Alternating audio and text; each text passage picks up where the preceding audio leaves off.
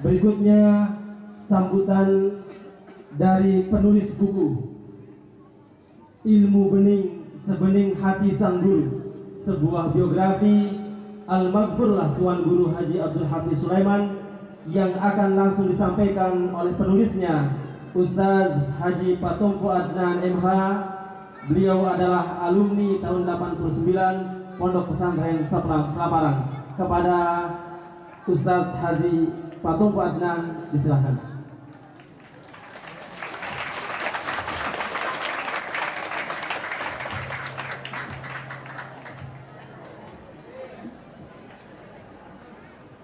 Assalamualaikum warahmatullahi wabarakatuh. Yang kami hormati Bapak Gubernur Nusa Tenggara Barat, yang saya hormati Bapak Farihan Zaisi, Anggota DPR RI Dapil Nusa Tenggara Barat, yang saya hormati Bapak Bupati Lombok Barat, yang saya hormati Bapak Wakil Bupati KLU Ustaz Haji Najibul Akhyar, adalah guru di Madrasah Selaparang, yang saya hormati Al-Mukarram Tuan Guru Haji Sibawai, yang saya hormati Tuan Guru Haji Lalu Badarudin Babu, yang saya hormati pula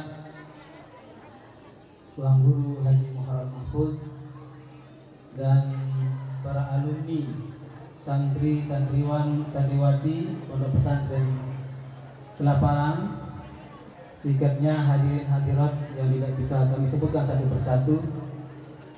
Assalamualaikum warahmatullahi wabarakatuh. Innal hamdalillah nahmaduhu wa nasta'inuhu wa nastaghfiruh wa na'udzu billahi min shururi anfusina wa sayyiati a'malina. May yahdihillahu fala mudilla lahu wa may yudlilhu fala hadiya lahu. Asyhadu an la ilaha illallah wa asyhadu anna Muhammadan abduhu wa rasuluh la nabiyya ba'da. Allahumma salli wa sallim ala rasulika nabiyil ummi wa ala alihi wa sahbihi ajma'in, amma ba'd. Sebelum saya menyampaikan beberapa hal terkait buku ini, saya minta perkenan dari semua hadirin, wabil khusus para pejabat dan Al-Mukarram Tuan Guru, untuk bersabar sejenak, karena buku yang setebal 504 halaman ini yang saya tulis dalam waktu 3 tahun cukup tebal dan akan saya ringkas dalam 6 halaman. Bismillahirrahmanirrahim. Biografi Tuan Guru Haji Abdul Hafiz Sulaiman yang saya beri judul Ilmu Bening Sebening Hati Sang Guru, sebuah biografi. Menjadi ulama adalah takdirnya, kebesaran nama, karisma, pengaruh yang luas, ilmu yang terus mengalir, berbilang tuan guru, ulama dan kiai dicetaknya. Ini adalah menjadi ikon tersendiri bagi Tuan Guru Haji Abdul Hafiz Sulaiman di antara sekian banyak ulama yang ada pada masanya. Ia menorehkan banyak prestasi sehingga layak dijadikan panutan dan tauladan dalam kiprahnya mengukir peradaban masyarakat Nusa Tenggara Barat, bahkan Bali. Karena itu menulis tentang tokoh besar ini memiliki kesulitan tersendiri, karena beliau telah berbuat banyak kebaikan melebihi waktu yang dimilikinya. Dan kehadiran buku ini hanya sebagian kecil dari yang bisa dituturkan penulis, yang tentunya masih belajar bertutur tentang kehidupan seseorang yang sudah lama pergi, namun meninggalkan jejak yang terang benderang. Nasab keturunannya menjulang sampai ke kerajaan Islam Selaparang. Tersebutlah Lebih Abdul Hamid, seorang pejabat kerajaan bidang agama, adalah mata air ilmu dan nasabnya yang jernih. Ia membawa Islam dan dakwahnya yang tidak lagi memiliki tempat untuk dikembangkan, karena istana kerajaan Islam Selaparang kala itu luluh lantak tak berbekas diserang Raja Hindu Karangasem Anak Agung. Namun semangat Islam dalam hati Lebih Abdul Hamid dan pengikutnya tetap terpatri setegar karang. Lebih Abdul Hamid memulai hijrahnya ke arah selatan wilayah Jerowaru, lalu berbalik arah ke utara dan sempat singgah di Gawah Lube, Lombok Tengah. Setelah itu berbelok ke barat dan akhirnya sampai di Karangalat Sedayu Kediri sekitar tahun 1700 Masehi. Tanpa dihiraukannya dan disadarinya bahwa wilayah Lombok Barat adalah wilayah kekuasaan Raja Karangasem Bali pada saat itu. Berbekal alat ibadah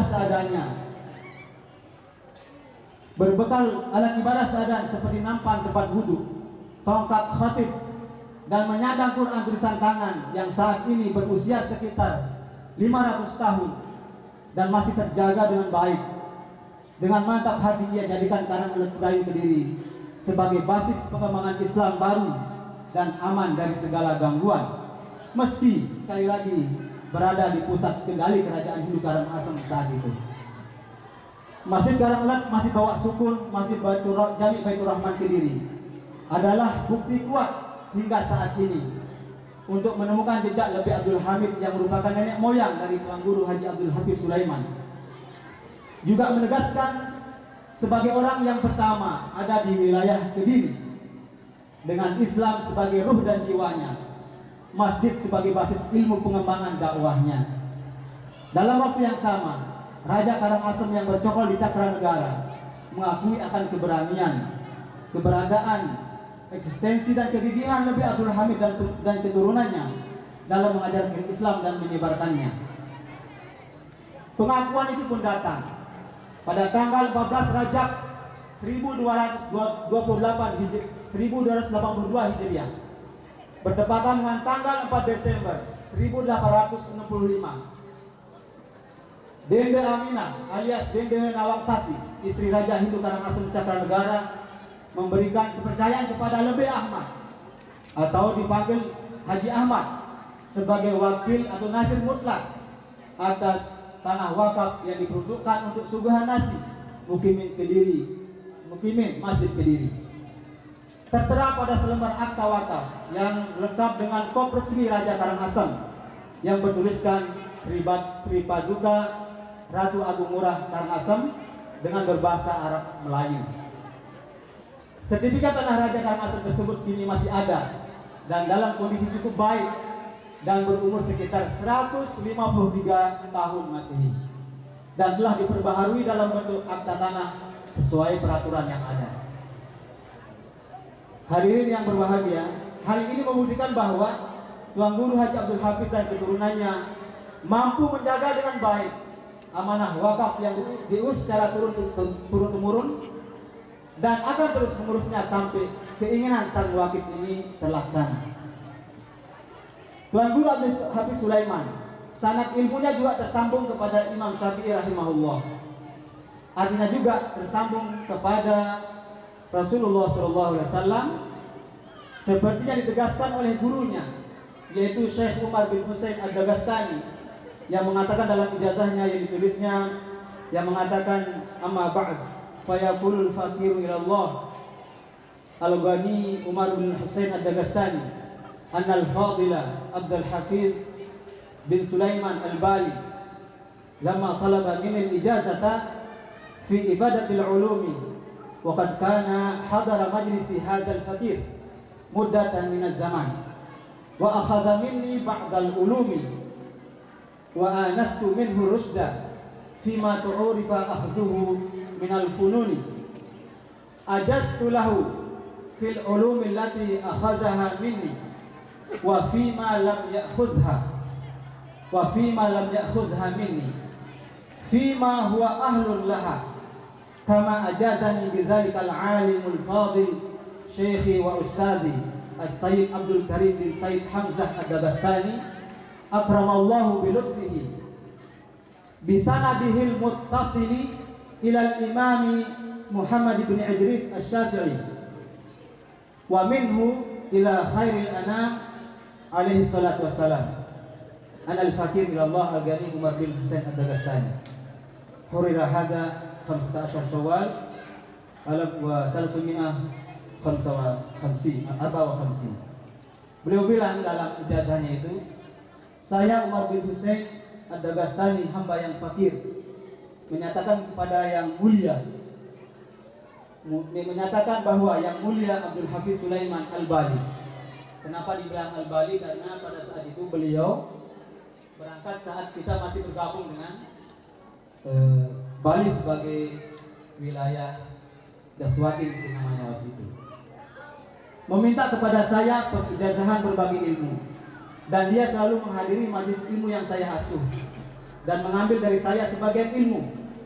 Saya menilai dia memiliki kemampuan pada ilmu-ilmu yang sudah dikenal dan lazim dipelajari. Dengan ini saya mengijazahkan kepadanya ilmu yang ia pelajari dari saya dan yang belum dipelajarinya, yang dia pantas untuk itu. Sebagaimana hal itu telah diijazahkan kepada saya oleh yang mulia guru saya, As-Sayyid Abdul Karim bin As-Sayyid Hamzah Ad-Dagastani. Semoga Allah memuliakannya dengan kemahalemah lembutannya, dengan sanadnya yang tersambung kepada Imam Muhammad bin Idris Asy-Syafi'i, yaitu imam mazhab kita.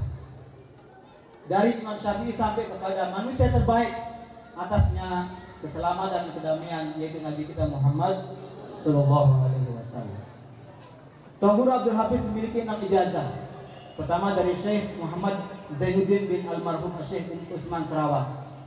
Yang kedua Syekh Umar bin Husain Ad-Dagastani. Ketiga Syekh Muhammad Amin Al-Qutbi. Keempat Syekh Alawi Ibnu Marhum As-Sayyid Abbas Al-Maliki Al-Hasani. Kelima Syekh Khalid Ibnu Syekh Muhammad Sa'id. Dan keenam Syekh Muhammad Ahyad, yang menegaskan dirinya layak menjadi seorang alim sebelum diberi gelar oleh masyarakat sebagai tuan guru, karena para gurunya telah menyatakan itu sebelumnya melalui ijazah-ijazah yang telah diperoleh beliau selama tahun 1342 Hijriah sampai 1354 Hijriah. Kemudian pada selanjutnya beliau mampu mencetak penerus perjuangan para alumni yang tersebar di Pulau Lombok dan Pulau Bali, NTB dan Bali, dan bahkan ada alumni yang di sini belajar sama-sama dengan satu guru, yaitu Tuan Guru Haji Mutawali Jirwaru, belajar sama beliau dan menjadi Tuan Guru yang tersohor, dan juga dilanjutkan oleh putra beliau yang ada di tengah kita, Al-Mukarram Tuan Guru Haji Sibawai. Allahu Akbar.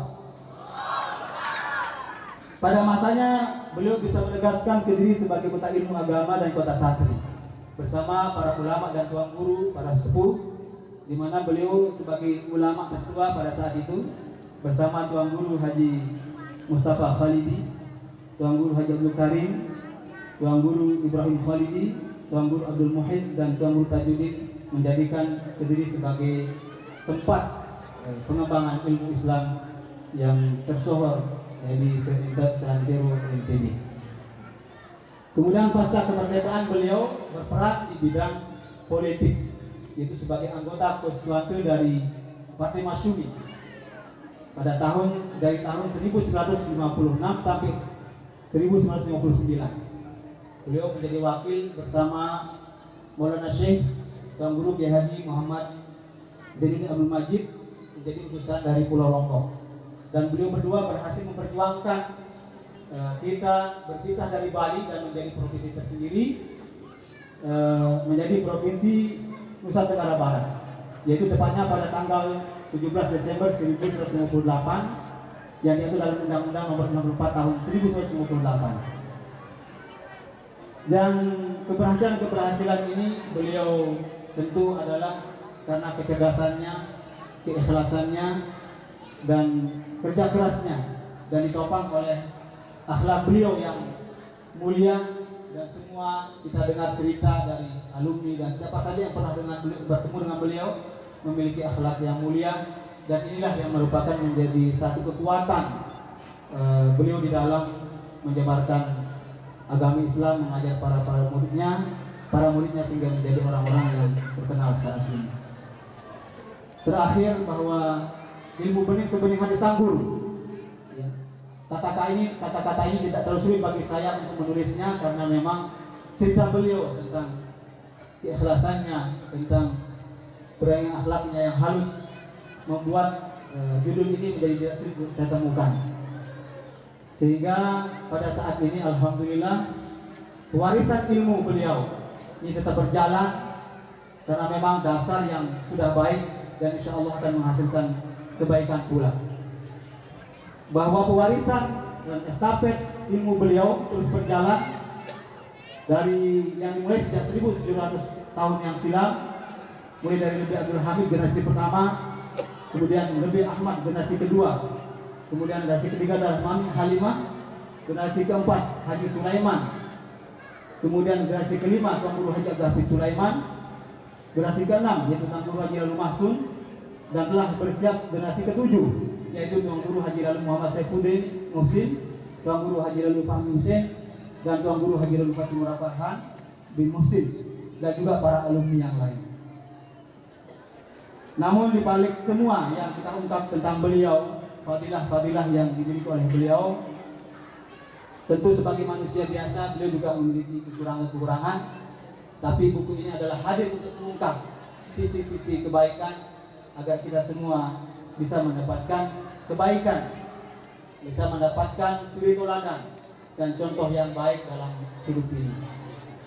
Dan tugas kita adalah tidak lain bagaimana mencontoh dari beliau, sebagaimana yang dikatakan oleh Bapak Gubernur kita dalam sambutannya, mengutip sebuah syair berbunyi, fatashabbahu illam takunu mislahum inna tashabbuha bil kirami falahu.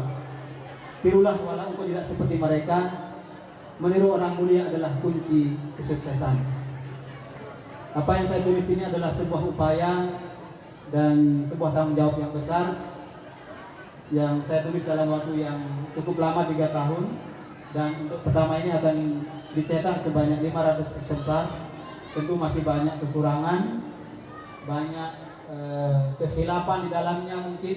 Oleh karena itu saya sebagai penulis ya bersiap untuk menerima kritikan-kritikan dan juga masukan-masukan. Dan alhamdulillah buku ini juga sudah mendapatkan apresiasi dari orang luar, para penulis, bahkan ada yang menawarkan kita untuk membedah buku ini di Jakarta di toko buku Gramedia dalam waktu dekat insya Allah. Demikian yang bisa saya sampaikan. Mohon maaf segala kekurangan. Wassalamualaikum warahmatullahi wabarakatuh.